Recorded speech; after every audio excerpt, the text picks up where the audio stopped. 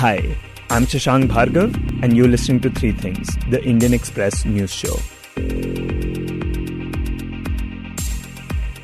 In this episode, we talk about why many states have been making it harder for the CBI to investigate cases. We also talk about the reasons why the BJP failed to win even a single municipality in the recent West Bengal civic polls. But first, we talk about the war in Ukraine. The Russian invasion of Ukraine has led to a deep humanitarian crisis. So far, hundreds of lives have been lost and thousands have been forced to leave their homes. But apart from the human lives currently at stake, this war could also lead to a devastating economic crisis. And not just in Ukraine and Russia, but also in India. You see, right now, the United States is contemplating on whether it should ban the export of oil from Russia. And there is pressure on the United States government to do that. And while that will hurt Russia, it will also hurt other countries, including India. In fact, just the US contemplating this has led to a rise in oil prices. Yesterday, the price of oil per barrel was $140, almost twice than what it was in December last year. And if prices continue to soar, then it could lead to severe consequences for the Indian economy. In this segment, Indian Express's Udit Misra, who writes on the economy for the paper, joins us to explain exactly why that is likely to happen. Udit, could you begin by explaining the reason why oil prices have been going up right now? So there are multiple reasons why oil prices have gone up, but the most important trigger, most immediate trigger has been the US decision or likely decision where US may impose sanctions and ban the sale of Russian oil. Now, the crucial thing here to understand is that Russia is the second largest oil producer in the world. So when you keep such a big country, which is such a big player in the oil market, out for reasons of sanction, you will reduce the total quantity of oil available for the global market. And that in itself will raise the oil prices. And a crucial point is that because Russia is such a big player, these oil prices will then stay high for longer. So if it was a smaller player, perhaps those prices might have come down because somebody else would have compensated for it. But it's not easy to compensate for the loss of output that would be there when Russia goes out of the market. So basically right now the oil prices have gone up because there is a possibility that this very valuable resource may become scarce. And because people are nervous about it, that is what is driving the prices up. That is true. I mean, the sanctions haven't yet come through, but they may come through and that will trigger another series of price increase. There are some estimates which suggest that if on the negative side, if things don't go the right way, crude oil prices may go up to $185 per barrel. So from less than 70 in December last year, and many of the listeners might recall there was a time in early 2020 when oil prices had gone to minus $40 because of a supply glut in the immediate aftermath of the COVID pandemic. So quite a massive swing, and this is quite a shock for the world economy. Okay, so as of now, the United States has not banned the purchase of oil from Russia. But let's say it does that. We know, of course, that it will affect the US economy very directly, but how will it affect India?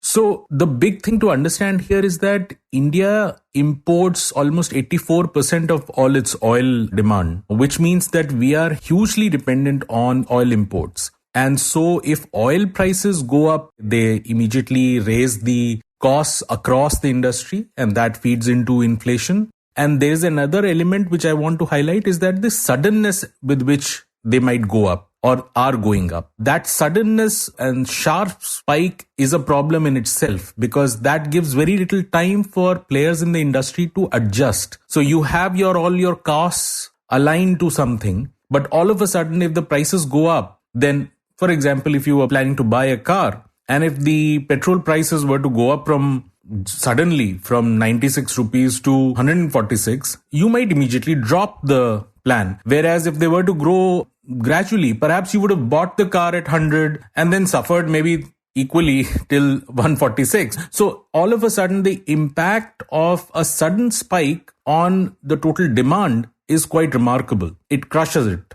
Okay, so you mentioned consumer demand falling. You gave the example of a person thinking of buying a car. With oil prices going up, the person may now think twice. And a car is just one example, but this will affect all other financial decisions as well. So that is one problem. What are the other problems that India might face? So, as I mentioned, one obviously is the immediate crunch in demand, and that has its own repercussion to overall GDP and economic growth. But the other big issue is inflation. We have to understand that every 10% increase in oil prices leads to roughly 1% increase in wholesale inflation and 0.5% increase in retail inflation. Now, both these numbers, retail and wholesale inflations, are running at fairly high levels. So the incremental 0.5% increase in inflation, be it retail or wholesale, is going to really hit the working of the economy. Everything will become that much more difficult to afford. The purchasing power of all consumers will come down. So it's both ways. The demand from the consumers will go down. And it's a very important thing to understand that the consumer demand, the money that you and I spend, is the biggest driver of economic growth in India. And if that element gets further affected, it is already the weakest, it's the most badly hit aspect after the COVID pandemic and even just leading up to the COVID. But if that gets further affected, it will have detrimental impact on our overall economic recovery. And Udit, how much of India's GDP, which is the sum total of the monetary value of all goods and services produced in a year, how much of that is fueled by private demand? So private demand actually is the biggest engine of growth. So if you were to say that India's GDP was 100 rupees, then 55, 56 rupees come from merely us spending that money in our individual capacity, buying cars, refrigerators, soaps, toothbrushes, everything. Not what the government spends or not what the private businesses spend in terms of building a office or whatever. So it's the biggest engine of growth. And if this doesn't perform well, which it has been failing to do, then all other engines of growth will falter sooner or later. Because if there is no private consumption demand, then who are the businesses going to spend or invest for? Why would they create new capacity? Why would they create new jobs? Okay, so there is inflation, meaning things getting more expensive. And then there is private consumer demand, which will take a hit. But is that the worst case scenario? Like, what else could happen if the US decides to ban oil from Russia? So already one thing that we've seen is that even with the GDP data that came out most recently at the end of February, we found that our growth numbers were not as good as the market expected them to be. So already the analysts were revising both growth and inflation numbers. Growth numbers are being revised down. Inflation numbers are being revised up because of the oil prices increasing. Now, some have actually been saying this and now increasingly saying this, is that India is likely to face a stagflation. And that's a very unique, a very rare condition, but it's a terrible condition if an economy was to ever get into it. Okay, so the term is stagflation. But explain that a bit more. Like, what exactly does this situation do to an economy? So essentially, stagflation is a scenario where in an economy, you have high inflation and persistently high inflation. So it's not just 1 month or 2 months. It stays there for more than a year or two and remains really high. And this high inflation happens even though the overall demand is either totally stalled or declining. So this is a very odd situation. Typically, high inflation goes with a time when the economy is booming. Everybody is doing well. They are demanding different things and the prices of things are increasing. And the reverse happens when the economy is in doldrums. Nobody's demanding anything and the prices remain muted. So inflation levels fall. But here in a stagflation, you have stagnant growth and high inflation. And you get basically the worst of the two things. So that is the worry. The most easy to recall example of stagflation was in the early to mid 70s when OPEC cut, the organization of oil producing countries, they cut their output sharply and that led to the oil prices soaring, sort of went up by 70% and inflation across the developed world, which were the main consumers of such oil, just overnight they just shot up. And again, as I said, that sudden spike did not give the economies the time to react or settle down. So what we saw was that across the major economies, the prices went up, inflation went up, and it crushed the demand. And because of high costs also, there was no way to produce more and get back on the horse. So you had inflation and you had stalled growth. And that became a very difficult scenario. Okay, so although it hasn't happened yet, we do know that the US is under pressure to ban oil from Russia. So considering this, how realistic is it that stagflation will happen in India? Where high inflation will persist and at the same time, demand will be low.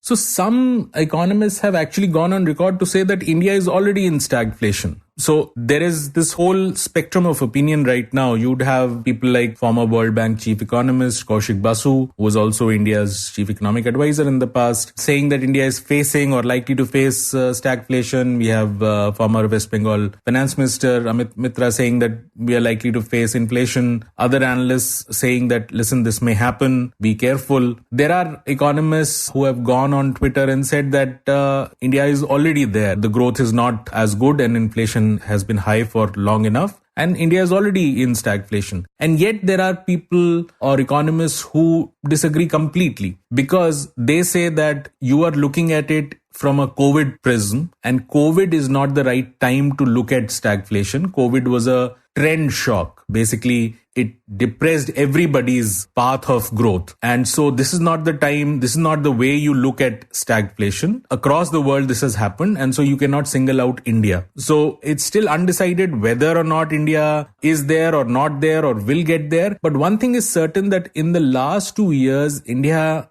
and Indians have faced high rates of inflation. Our growth obviously has struggled and it has been struggling since 2017 onwards. And if oil prices were to rise up to something like $185 or $150 or thereabout, and they stay that level for long, not just go spike up and spike down, if they stay there for long, then it would be difficult to rule out a scenario that India would not face a stagflation because of our tremendous dependence on imported oil.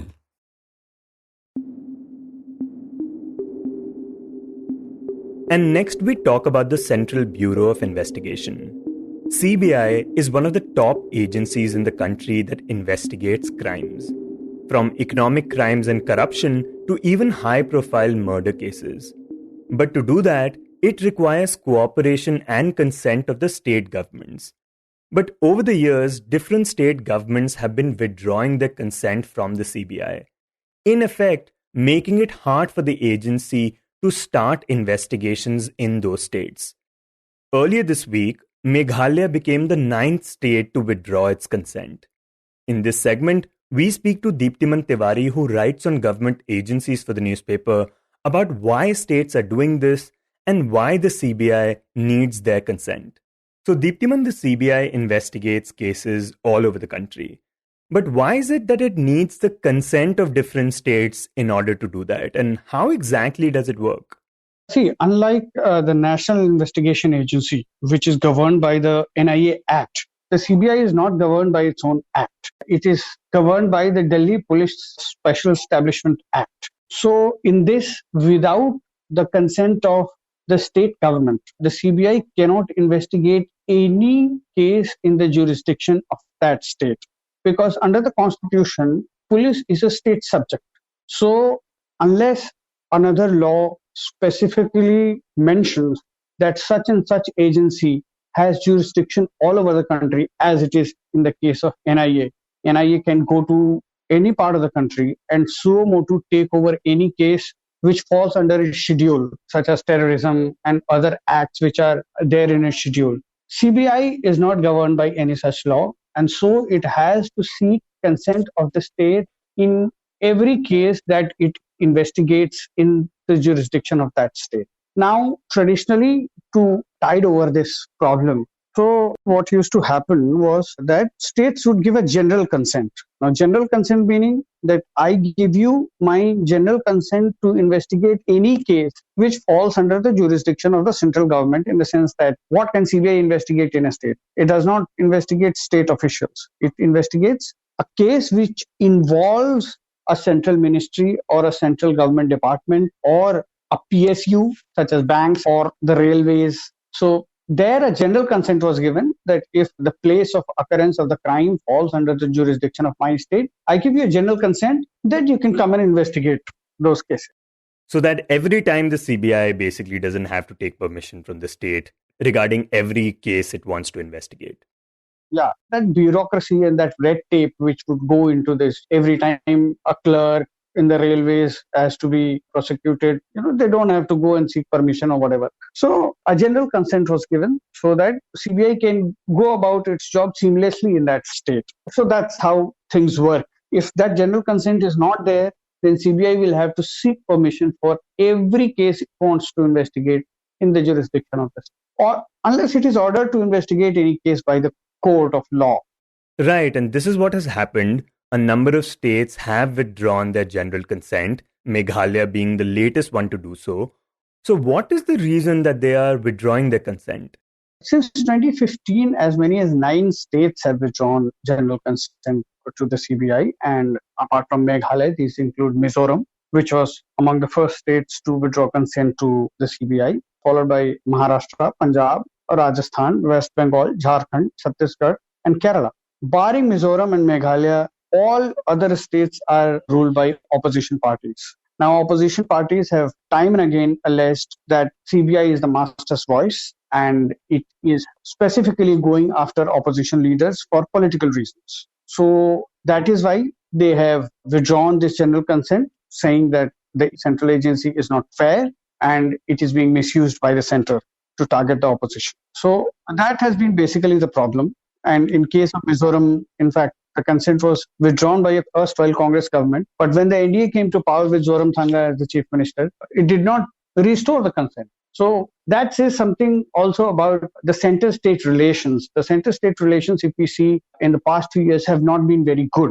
And there has been consistent confrontation on various fronts, not just in terms of what central agencies do in those states, but there have been confrontations with governors, and states have alleged that governors or the gubernatorial office is being misused for political reasons. So there has been this consistent tussle between center and states, which has got reflected in states' response to general consent to the CBI.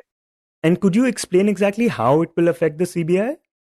Now, the CBI has given affidavits in the Supreme Court where it has said that it has been stymied because of states revoking general consent. And it has said that since 2018, around 150 requests for sanction to investigate had been pending with the states which had withdrawn general consent. So obviously, the agency's work gets really, really stymied because of all of this, and the progress of cases becomes tardy.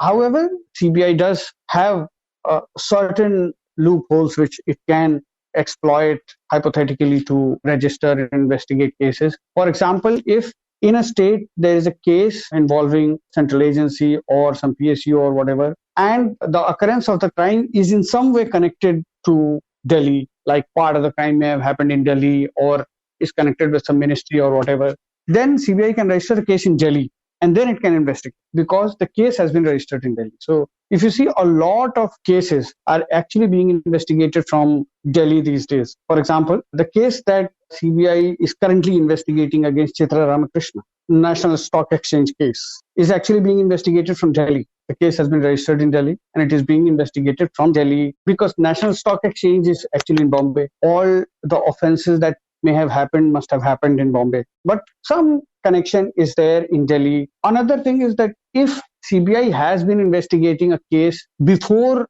general consent has been revoked, then it can continue to investigate that case. So it can call people for questioning in that case in that state without taking consent of the state, because when the case was registered, at that time the general consent was there. So these are the only two scenarios where the CBI can investigate cases.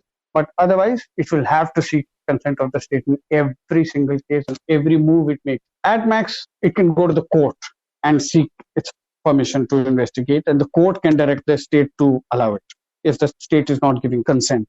And Deeptiman, you earlier mentioned that states are accusing the CBI of being its master's voice. And this is something famously the Supreme Court had once said. And it had even called the agency a caged parrot. So to what extent do we find that to be the case? Look, every government, irrespective of which political party has been in power, every government has been accused of misusing the Central Bureau of Investigation for political gains. If we remember, when the UPA government was there, the CBI was called Congress Bureau of Investigation by the BJP. So opposition has always criticized the CBI of going after opposition parties. And on evidence, too, the CBI's track record as far as in political cases is concerned has not been very great, because as the political climate changes, CBI cases have seen movements which were either not moving, or when political climate changes to the other side, the case begins to move suddenly. So there have been multiple examples. I mean, when the UPA government was there, CBI never went into appeal against in the Bofors case. Similarly, when the BJP government came and Home Minister Amit Shah was discharged from the case, CBI again never appealed. So although CBI will argue that it was on the merits of the case, but the opposition will always argue that it was because the person involved in it was from the ruling party. So similarly, there have been allegations that every time the Congress needed the support of SP or BSP or its government, CBI would start conducting searches on people associated with SP and BSP. And once the alliance would come to fruition, those cases would not see the light of day. So those kind of allegations have consistently been made against the CBI. And of course, it is for the CBI and the people who head it to ponder over as to how to maintain the integrity of the institution.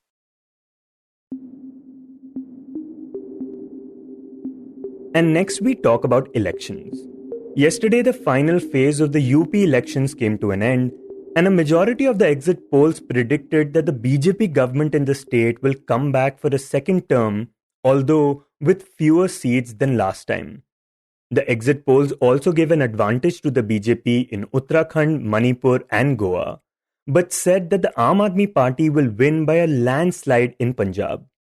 The actual counting, of course, will begin on the 10th of March, and our episode decoding the results will be released the next day. But in the meantime, we look at the results of the local civic body polls that were concluded in West Bengal yesterday. These were the biggest polls to take place in the state since the 2021 assembly elections, in which, despite the noise and the massive campaigning done by the BJP, it was the incumbent TMC that had come back to power. And in these civic polls as well, the TMC won by a landslide and the BJP failed to win any of the 108 municipalities in the state. When we spoke to Indian Express's Santanu Chowdhury, who covers West Bengal politics, he explained the reason for it. Firstly, you have to understand that once the BJP lost the last year's assembly polls in West Bengal, it witnessed erosion in its support base. Like the BJP's rank and file were slowly shifting to the ruling Trinamool Congress, as it happens when ruling party comes to power for the third consecutive term. So this was one of the factors that it was losing strength. And another factor was that after the assembly elections, they didn't get the support of the central party leadership. He says that after the BJP failed to win the elections, senior leaders thought that maybe now is the time to focus on states where the BJP is in power, like Uttar Pradesh. And what we seen in the last 6 months, that the central BJP leaderships got busy in the Uttar Pradesh assembly elections, because the West Bengal civic polls were happening at the same time with the Uttar Pradesh assembly elections. So they didn't get the support of the central BJP leaders. Another reason for this defeat, he says, was that 6 months back, the state BJP unit got a new president. And since that time, the party in the state has seen a lot of chaos, like 5 sitting BJP MLAs shifting to the TMC and the party getting a new state committee formed.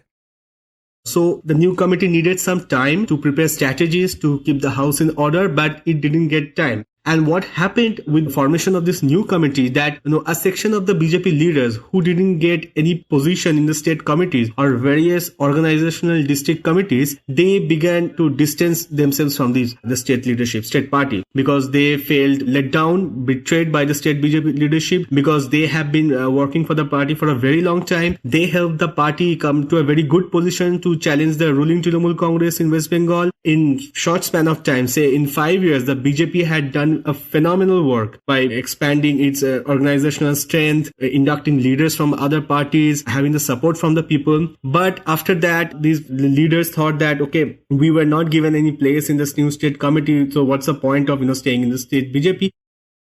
This, he says, has led to a lot of internal fighting within the BJP. Meanwhile, TMC, since the last assembly elections, has been winning all the local elections.